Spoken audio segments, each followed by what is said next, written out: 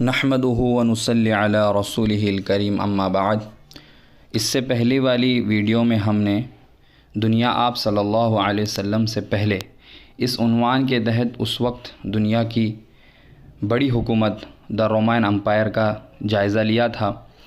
اس video میں ہم اس وقت کی دوسری بڑی سلطنت دا پرشین امپائر، ہندوستان اور یورپ کے حالات کا جائزہ لیں گے۔ چنانچہ دا پرشین امپائر یعنی ایرانی سلطنت، یہ مشرقی رومن سلطنت سے رقبے میں، شان و شوکت میں زیادہ بڑی تھی۔ تقریباً میڈل ایسٹ مکمل ان کی حکومت میں تھا۔ اگر مذہب کی بات کریں تو یہ لوگ آگ کی اور سورج کی پوجا کرتے تھے، جبکہ یہ دونوں مخلوق ہیں اور اللہ تعالیٰ نے انہیں انسانوں کی خدمت کے لیے پیدا کیا ہے۔ جب آسمانی تعلیمات اور اللہ تعالیٰ کی دی ہوئی رہنمائی کو آدمی چھوڑ دیتا ہے تو پھر اپنے خادم کو اپنا آقا بنا لیتا ہے، ظاہر سی بات ہے۔ چنانچہ ان کا یہ بھی عقیدہ تھا کہ خدا دو ہیں، ایک شر کا خدا جسے وہ اہرمن کہتے تھے اور ایک خیر کا خدا جسے وہ یزداں کہتے تھے۔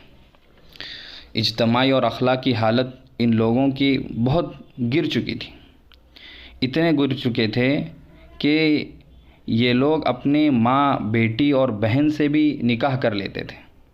5ویں صدی میں مزدک نامی ایک شخص ظاہر ہوا ایران میں، پرشین حکومت میں۔ اس نے مال و دولت اور عورت کے بارے میں یہ دعوت چلائی کہ یہ چیزیں ہر ایک کے لیے جائز ہے اور سب اس کے برابر کے حقدار ہیں۔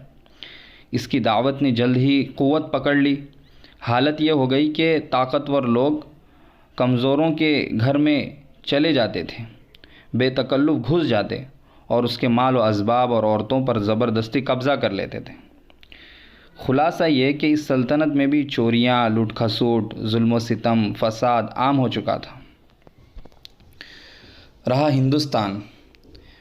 ہندوستان میں کوئی ایک حکومت نہ تھی، بلکہ اس میں سینکڑوں ریاستیں اور حکومت تھی جو اکثر آپس میں جنگ و جدال میں مست رہتی تھی، جس کے نتیجے میں سارے ملک میں بد امنی رہتی تھی اور ان جنگوں کی وجہ سے عام رعایا پر ظلم و ستم کے پہاڑ ٹوٹتے رہتے تھے۔ ہندوستان کے مذاہب کی بات کریں تو یہاں پر 2 بڑے مذہب تھے، ایک بدھ مذہب اور ایک ہندو مذہب۔ بدھ مذہب جو ہندوستان میں پھیلا ہوا تھا، یہ بھی ایک بت پرستانہ مذہب میں تبدیل ہو چکا تھا۔ یہ مذہب حقیقتاً خدا کے انکار سے شروع ہوا، لیکن آخرکار اس نے بدھ کو ہی سب سے بڑا خدا بنا لیا اور یہ جو ہے شرک اور بت پرستی میں مبتلا ہو گئے۔ جہاں تک ہندو مذہب کا تعلق ہے، وہ دیوی دیوتاؤں کی کثرت میں دوسرے مذاہب سے بہت آگے ہے۔ 6 صدی میں بت پرستی بہت زیادہ بڑھ گئی تھی، یہاں تک کہ اس وقت ہندوستان میں اس زمانے میں معبودوں کی تعداد 33 کروڑ تک بتائی جاتی ہے۔ چنانچہ ہر عظیم یا ہیبت ناک یا نفع پہنچانے والی چیز معبود تھی۔ کوئی چیز اگر بہت زیادہ عظیم ہو تو اس کو معبود بنا لیتے تھے، کوئی ہیبت ناک ہو، ڈراؤنی چیز ہو تو اس کو معبود بنا لیا جاتا تھا، ڈر کر کے وہ ہمیں نقصان نہ پہنچائے۔ کوئی نفع پہنچانے والی چیز ہو تو اس کو بھی معبود بنا لیتے کہ یہ ہمیں نفع پہنچا رہی ہے۔ اسی لیے درخت، پیڑ پودے، پہاڑ، دریا، جانور، حتیٰ کہ شرمگاہ کو بھی ان لوگوں نے معبود بنا لیا تھا۔ اخلاقی حالت دیکھیں تو مورخین کی عام رائے ہے کہ ہندوستان کا اخلاقی اور اجتماعی طور پر سب سے بدترین دور 6 صدی عیسوی کے آغاز سے شروع ہوتا ہے۔ بے حیائی کے کام اور عیاشی ان کی عبادت گاہوں میں ہوتی تھی اور اس کو بھی برا نہ سمجھا جاتا تھا، اس لیے کہ ان کاموں کو عبادت کا نام دے دیا گیا تھا۔ اسی لیے ہم دیکھتے ہیں کہ یہ مرد کی شرمگاہ کی بھی پوجا کرتے اور اس میں انہیں کوئی جھجک بھی نہیں ہوتی تھی۔ ایک طرف ایسی نفس پرستی تھی تو دوسری طرف تپسیا کے نام پر کچھ لوگ سب سے کٹ کر جنگلوں میں ریاضت و مجاہدے میں مشغول تھے۔ گویا کہ ملک اعتدال سے محروم اور صحیح راستے سے بھٹک چکا تھا۔ عورت کا مقام، اس کا جائزہ لیں تو عورت تو اس کی کوئی عزت اور قیمت باقی نہیں تھی۔ شوہر اپنی بیوی کو جوئے میں ہار جاتا تھا۔ اگر اس کا شوہر مر جاتا تو وہ دوسری شادی نہ کر سکتی تھی۔ بیوہ ہونے کے بعد وہ اپنے شوہر کے گھر کی لونڈی اور دیوروں کی خادمہ بن کر رہ جاتی تھی۔ اس کو کوئی عزت و احترام کی نگاہ سے نہ دیکھتا تھا۔ اکثر بیوائیں اپنے شوہر کی لاش کے ساتھ جلا دی جاتی تھی، جسے ستی کی رسم کہا جاتا تھا، اور زندہ جلنے والی اس عورت کو اپنے شوہر کے حق میں وفادار سمجھا جاتا تھا۔ طبقہ یعنی کچھ لوگ بڑے ہیں، کچھ لوگ چھوٹے ہیں، انسانوں میں تقسیم جسے طبقہ واریت کہتے ہیں۔ دوسرے ملکوں کے مقابلے میں یہاں انسانوں کے درمیان ذات اور نسل کے اعتبار سے بڑی سخت اور ظالمانہ تقسیم کا رواج تھا، اور اس کو مذہب کا حصہ سمجھا جاتا تھا۔ چنانچہ ہندوستان کے باشندوں کو 4 طبقوں میں تقسیم کر دیا گیا تھا، اور یہ کرنے والے شاطر و چالاک آریہ لوگ تھے۔ سب سے اعلیٰ طبقہ برہمنوں کا تھا، جن کے ذمے صرف مذہبی امور ہوتے تھے۔ ان کے بعد دوسرا درجہ ان لوگوں کا تھا جو سپاہی ہوتے اور فوج کا حصہ بنتے، انہیں چھتری کہا جاتا تھا۔ ان کے بعد کھیتی اور تجارت کرنے والے لوگوں کا درجہ تھا، انہیں ویش کہا جاتا تھا۔ اور سب سے نچلا درجہ جو ہے وہ اچھوت اور شودر لوگوں کا تھا۔ ان کا کام نوکری چاکری اور اوپر کے 3 طبقوں کی خدمت کرنا تھا۔ سب سے مظلوم طبقہ شودر کا تھا۔ ان کے متعلق یہ تصور تھا کہ یہ خالق کے کائنات کے پاؤں سے پیدا ہوئے ہیں، اس لیے ان کا کام صرف ان 3 طبقوں کی خدمت کرنا اور ان کو آرام پہنچانا ہے۔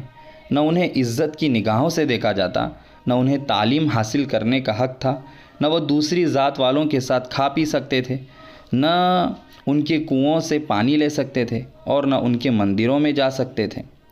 عام طور پر دڑاور ہندوستان کے اصل باشندے تھے۔ ان لوگوں کو شودر قرار دے کر ان کے ساتھ یہ برا سلوک کیا جاتا۔ ان لوگوں کو نارتھ انڈیا سے بلکہ پورے ملک سے کھدیڑ کر عموماً ساؤتھ انڈیا میں رہنا پڑا، اور ان کی یہ حالت تھی کہ دوسری ذاتیں انہیں حقارت اور غصے کی نگاہوں سے دیکھتی تھیں، اور کم و بیش آج بھی یہی حال اس طبقے کا ہمارے ملک میں ہے۔ رہے برہمن تو ان کا مرتبہ سب سے بلند تھا۔ ان کے بارے میں یہ تصور تھا کہ یہ خدا کے سر سے پیدا ہوئے، اور جتنے حقوق انہیں حاصل تھے کسی کو نہیں تھے۔ ان کے سارے گناہ معاف تھے، چاہے جتنے بد کرداریاں اور برے کام یہ کریں۔ ان پر کوئی ٹیکس نہیں لگایا جا سکتا تھا، انہیں کسی صورت میں سزائے موت نہیں دی جا سکتی تھی، انہیں پیدائشی طور پر مقدس سمجھا جاتا تھا۔ عام لوگوں کا کام یہ تھا کہ ان کی بارگاہ میں نظر و نیاز پیش کرے اور ان کو راضی رکھے، اسی میں لوگوں کی نجات ہے۔ بادشاہوں کو بھی ان کا تابع رکھا گیا تھا۔ ایک طرف یہ حالت ہے، دوسری طرف ہم اسلام میں دیکھیں کہ انسانوں کو کس نگاہ سے اسلام دیکھتا ہے، اور جہاں آپ صلی اللہ علیہ وسلم نے اپنی تعلیمات کے ذریعے انسانوں پر بہت سارے احسانات کیے، وہاں ایک احسان وحدت انسانی کا تصور تھا کہ تمام انسان ایک ہی شخص کی اولاد ہیں۔ انسانوں کا کوئی گروہ نہ خدا کی اولاد ہے اور نہ پیدائشی طور پر دوسروں کے مقابلے میں زیادہ محبوب ہے۔ خدا کے نزدیک نسلی بنیادوں پر کوئی اونچا اور نیچا نہیں ہے۔ چنانچہ ہم دیکھتے ہیں کہ سورۃ الحجرات کی آیت نمبر 13 ہے، اللہ فرماتے ہیں ان اکرمکم عند اللہ اتقاکم، تم میں اللہ کے نزدیک سب سے زیادہ عزت والا وہ ہے جو اللہ سے سب سے زیادہ ڈرنے والا ہو۔ اور ترمذی کی روایت ہے، آپ صلی اللہ علیہ وسلم نے فرمایا لوگ سارے کے سارے آدم علیہ السلام کی اولاد ہیں، اور آدم علیہ السلام مٹی سے پیدا کیے گئے، تو اس سے یہ نتیجہ نکلتا ہے کہ سب لوگ برابر ہیں، کسی کو کسی پر پیدائشی طور پر کوئی درجہ حاصل نہیں ہے۔ اور بیہقی نے شعب الایمان میں روایت کی ہے، اے لوگو تمہارا رب ایک ہے، کسی عربی کو کسی اجمی پر یعنی غیر عربی پر کوئی فضیلت نہیں ہے، اور نہ کسی اجمی کو کسی عربی پر کوئی فضیلت ہے، اور نہ کسی گورے کو کالے پر اور نہ کالے کو گورے پر، مگر تقوی کی وجہ سے۔ اللہ کے نزدیک سب سے معزز وہ ہے جو تم میں سب سے بڑا متقی ہے۔ اب ہم دیکھتے ہیں یورپ کا وہ علاقہ جس پر رومی سلطنت کا قبضہ نہیں تھا، جو رومن امپائر کے ماتحت نہیں آتے تھے۔ یورپ کا یہ وہ علاقہ ہے جس میں آج کا انگلینڈ، اسکاٹ لینڈ، ڈنمارک، جرمنی، فن لینڈ، سویڈن اور ناروے وغیرہ آتے ہیں۔ اس زمانے میں یہ لوگ انتہائی جہالت کا شکار تھے۔ علم نام کی چیز ان کے پاس نہ تھی۔ ہمیشہ خون ریز جنگوں میں مشغول رہتے۔ اس وقت کی دنیا کی تہذیب و کلچر سے یہ لوگ بہت پیچھے تھے۔ باہر کی دنیا سے ان کا نہ کوئی ربط تھا اور نہ ان کو کوئی مطلب تھا۔ ان کے جسم گندے اور دماغ وہم اور خرافات سے بھرے ہوئے تھے۔ وہ پاک صاف بہت کم رہتے تھے اور پانی کا استعمال بھی بہت کم کرتے تھے۔ ان کے راہب اور پادری انہیں سخت سے سخت سزائیں دیتے۔ عورت تو ان کے یہاں یہ طے نہیں ہوئی تھی کہ یہ انسان ہے یا حیوان، وہ خرید و فروخت کر سکتی ہے یا نہیں، وہ بھی کسی چیز کی مالک بن سکتی ہے یا نہیں۔ اور دوسری طرف ہم دیکھتے ہیں کہ آپ صلی اللہ علیہ وسلم نے عورتوں کو کتنی عزت اور کیسا مقام دیا کہ سنن نسائی کی روایت ہے، آپ نے فرمایا اگر وہ ماں ہے تو اس کے قدموں تلے جنت ہے۔ اسی طرح جامع ترمذی کی روایت ہے، آپ فرماتے ہیں اگر وہ بیٹی وہ بہن ہے تو ان کے ساتھ اچھے سلوک پر جنت کا وعدہ ہے۔ اگر وہ بیوی ہے تو آپ نے کہا، ابن ماجہ کی روایت ہے، اصل میں اچھے اخلاق والا وہ ہے جس کا برتاؤ اپنی بیوی کے ساتھ اچھا ہو۔ اور بھی اسلام نے عورتوں کے بہت زیادہ حقوق بتائیں، ان کی اہمیت کو واضح کیا ہے۔ اس عنوان کی ایک اور اہم وجہ یہ بھی ہے کہ